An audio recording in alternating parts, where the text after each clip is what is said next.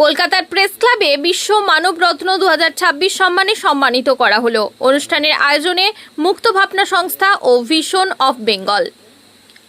সমাজে বিভিন্ন ক্ষেত্রে যারা স্ব ক্ষেত্রে প্রতিষ্ঠিত, পাশাপাশি তাদের দ্বারা সমাজের মানুষজন বিশেষভাবে উপকৃত, সেই সমস্ত মানুষদের এদিন বিশ্ব মানবরত্ন সম্মান 2026 সম্মানে সম্মানিত করা হয়। আজকের অনুষ্ঠানের আয়োজকদের পক্ষ থেকে চেয়ারম্যান কাজী হেদায়েতুল্লাহ বিশেষ কারণে অনুপস্থিত ছিলেন। তার পক্ষ থেকে গুরুত্বপূর্ণ বার্তা দেন এদিনের অনুষ্ঠানে প্রবীণ সাংবাদিক শেখ আব্দুল আজিম। কাজী হেদায়েতুল্লাহর অনুপস্থিতিতে সবার সভাপতিত্ব করেন কলকাতা হাইকোর্টের স্বনামধন্য আইনজীবী হাবিবুর রহমান।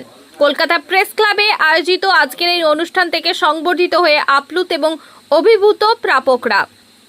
এদিন যাদের বিশ্ব মানবরত্ন 2026 প্রদান করা হয়, তাদের হাতে একটি স্মারক এবং শংসাপত্র প্রদান করা হয়। একটা বড় প্ল্যাটফর্ম থেকে সংবর্ধিত হয়ে স্বভাবতই তারা আপ্লুত উজ্জীবিত। অনুষ্ঠানের আয়োজকদের ব্যবস্থাপনায় উপস্থিত অতিথিরা যথেষ্ট খুশি। এই দিনের অনুষ্ঠান রূপায়ণের ক্ষেত্রে গুরুত্বপূর্ণ ভূমিকা পালন করেন ভিশন অফ বেঙ্গলের কর্ণধার শরৎ চক্রবর্তী ও প্রবীণ সাংবাদিক শেখ আব্দুল আজিম। আজকের অনুষ্ঠানের বিস্তারিত প্রতিবেদন দেখুন আমাদের চ্যানেলের পর্দায়। দেখতে থাকুন আর সঙ্গে থাকুন, আর এই ধরনের ভিডিও দেখতে অবশ্যই চোখ রাখুন আমাদের চ্যানেলে।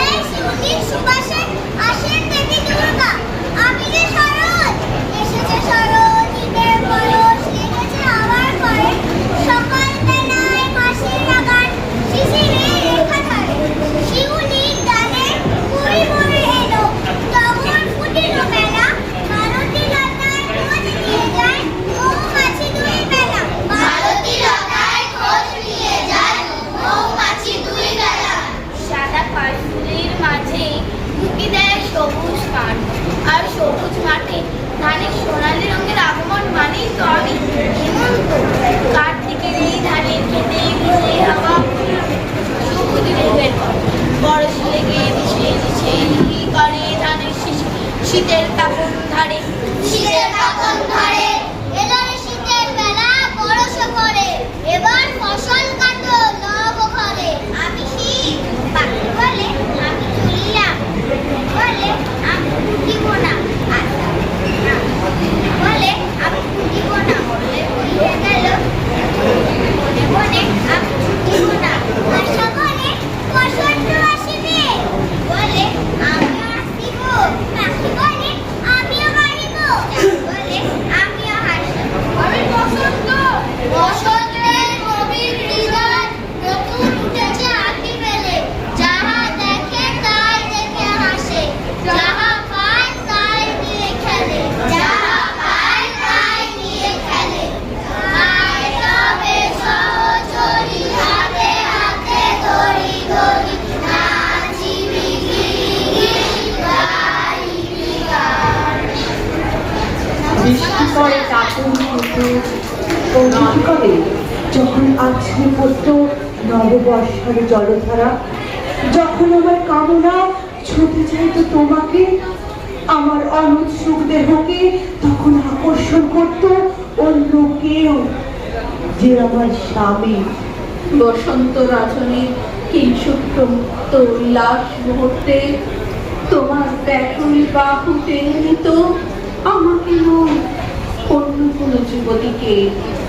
বাগে বাগে আমাকে সন্তানবতী করেছে পুরুষ, কিন্তু তারা প্রত্যেকেই আমার আকাঙ্ক্ষিত নয়। শোক নয়, লজ্জা নয়, এই রাজগৃহে দাঁড়িয়ে আমি জানলাম প্রেম নয়, শ্রদ্ধা নয়, অধিকার নয়, নারী শুধু প্রয়োজনে। জানলাম এখানে কোনো ভেদ নেই। ধর্মপ্রাণ যুধিষ্ঠির, শক্তিমান ভীম, প্রেমিক অর্জুন আর লোলুপ ধৃতরাষ্ট্রনন্দনদের মধ্যে।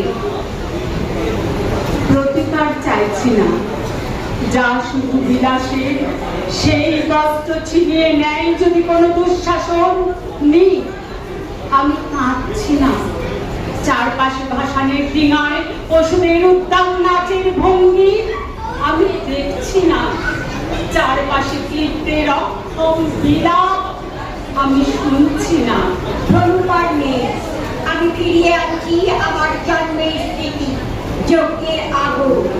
দ্রৌপদী নই, নই পাঞ্চালী, নই ভরত কুলবধূ, আমি কৃষ্ণা, জগৎ সম্ভূতা, শুধু নারী এক। আমার হেমন্তের নীল মেঘমুক্ত আকাশের নিচে কুরুক্ষেত্রের জনহীন প্রান্তরে দাঁড়িয়ে সেদিন শিখণ্ডীর বিলাপ বড়ই মর্মস্পর্শী। নবান্নের আনন্দ নয়, ধান কাটবার পর শুকনো খড়ের সাথে সেই বিলাপের কোথাও যেন সারুদ্ধ দেখা যায়। ভাগ্যের পরিহাসে আজ আমি এই যুদ্ধের অন্যতম প্রধান চরিত্র। আজকের কুরুক্ষেত্র সেই হস্তিনাপুরের সিংহাসনের অধিকারের লড়াই। যে রাজপ্রাসাদ সাক্ষী আমাদের লাঞ্ছনার ইতিহাসের, প্রতারণার ইতিহাসের, নারীত্বের চরম অবমাননার ইতিহাসের সাক্ষীবার। মহামতি বলেই কি তিনি তার বৈমাত্রীয় ভাই প্রায় অসুস্থ বিচিত্রবীর্যের সাথে 3 জন নারীকে বিবাহ দিতে উদ্যত হয়েছিলেন? বিবাহ না ধক্কানিনাথের ভাইয়ের ব্যভিচারের ব্যবস্থা করে দিচ্ছিলেন? মহানাগার গৌরবের লিপ্সায় অন্যায়কে অন্যায় করতে পারেনি কোনো। অনেক পরে হস্তিনাপুরবধূ দ্রৌপদীর যখন প্রকাশ্য রাজসভায় বস্ত্রহরণ হয়েছিল, তখনও তাঁর বিলাপাতা অন্তত প্রমাণ দেয়। অম্বিকা অম্বালিকার সাথে বিবাহের অল্প দিনের মধ্যেই অসুস্থ বিচিত্রবীর্য পৃথিবী থেকে বিদায় নিয়েছিলেন। আর তখন মাতা সত্যবতী তার অবৈধ পুত্র ব্যাসদেবকে অন্তঃপুরে আহ্বান করলেন বংশ রক্ষার কারণে। আবারও ব্যভিচার, রাজ অন্তঃপুরে এই বলাৎকারও ধর্মের মোড়কে পেশ করা হয়েছিল সেদিন। নীতিপাড়ায় বিশ্বদেব সেদিনও নীরব ছিলেন। আমি জানি কাল বা পরশু আমিও হয়তো আর থাকবো না, থাকবে না শিখণ্ডী, অম্বা, কেউ। তাও আজ আমি তৃপ্ত, আমার প্রতিশোধের আগুন অবশেষে নির্বাপিত হয়েছে। কাশীরাজ কাশ্যপ, রাজরানী কৌশল্যা, অম্বিকা, অম্বালিকার হয়ে আজ শান্তি তর্পণ করলাম আমি, অম্বা, এই বিজন কুরুক্ষেত্রের প্রান্তরে। দাপর যুগের এই ঘটনা আমরা হয়তো কম বেশি সবাই জানি। এই কলিযুগে 2004 সালের এক বর্ষার রাতে মণিপুরের সেই তরুণী খামজাম মনোরমার পরিণতির কথা আমরা ভুলিনি, ভুলবো। নগ্ন উঠে দাঁড়ালো আমার মণিপুরের মা, এই মায়ের দু চোখ থেকে চোখ পেয়েছি, আশীর্বাদ ভাষা পেয়েছি, পেয়েছি সারিগামা। নগ্ন উঠে দাঁড়ালো আমার মণিপুরের মা। আর মিউজিক চালে কখনো তালে, আর মিউজিক সারে জাহাজে বলে, আর মিউজিক চলে কখনো তালে, আর মিউজিক সারে জাহাজে বলে। আর মিউজিকে মেয়েটি আছড়ায়, আর মিউজিকে বোতাম খোলা চলে। এসব ঘটে রোজ। কোথায় কোন তরুণী পড়ে আছে, কোথায় তার অন্য বোন নিখোঁজ, শুধু তাদের চুলুরি চলে গেছে। কিন্তু আজ জুলাই মাসে হারালো বিপদ সীমা। উঠে দাঁড়ান মণিপুরের মা, উঠে দাঁড়ান নগ্ন হয়ে তন্নদায়িনীরা। পৃথিবী দেখ মায়ের বুকে কখানা উপসিরা, কেমন লাগে নগ্ন হলে তোর নিজের মা। নমস্কার।